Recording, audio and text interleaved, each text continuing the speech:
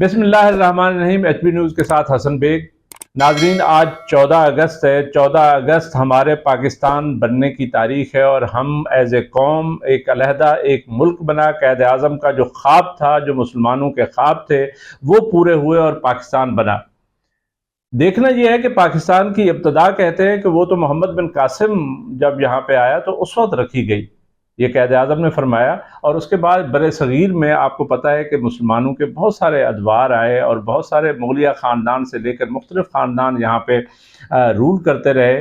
لیکن انگریز جب آیا تو انہوں نے سب سے پہلے جن کو وکٹمائز کیا وہ بنیادی طور پہ مسلمان تھے ہندو کے مقابلے میں، اور اسی لیے یہ تحریک چلی اور 1906 میں پاکستان مسلم لیگ بنی، اور یہ جا کے 1947 میں سیکنڈ ورلڈ وار کے بعد پاکستان بن گیا اور پاکستانیوں کا ایک خواب جو ہے وہ پورا ہوا۔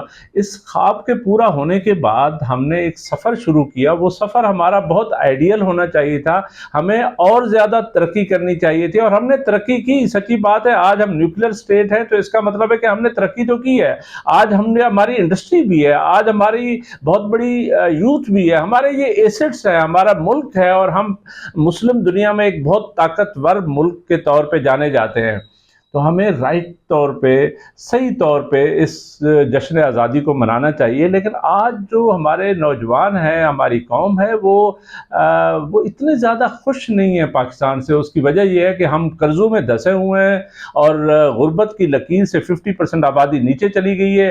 ہم نے تو ایشین ٹائیگر بننا تھا، ہم نے تو اس پاکستان کو وہاں لے کے جانا تھا جہاں پہ یعنی یہ ایک سمارٹ ملک ہے اور انتہائی محنتی لوگ ہیں، اور پاکستان ایک ایسی سرزمین ہے جو جتنی تعریف کی جائے کم ہے۔ اتنی خوبصورت سرزمین جہاں پہ 4 موسم ہیں اور یہاں پہ پہاڑ بھی ہیں، سرسبز جو ہے، ہمارے کھلیان بھی ہیں، ہماری ایگریکلچر بھی ہے، ہماری زراعت بھی ہے۔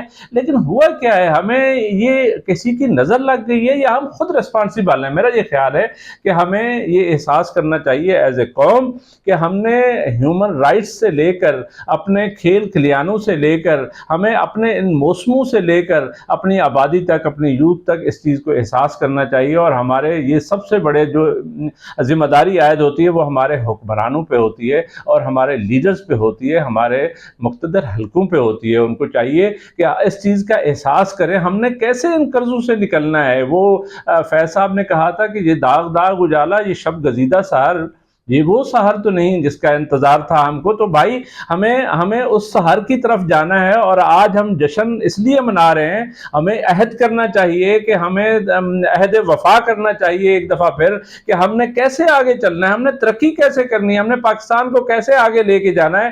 یہ آج سوچنے کا دن بھی ہے۔ جہاں پہ ہم جشن منا رہے ہیں وہاں پہ ہمیں یہ بھی سوچنا ہوگا پاکستان کو سکسیسفلی ہم نے کیسے آگے لے کے جانا ہے، اس کو خوشحال کرنا ہے، لوگوں کو خوشحال کرنا ہے، مایوسیاں دور کرنی ہے۔ اور اس کے ساتھ ہی حسن بیگ کو اجازت۔ اللہ حافظ۔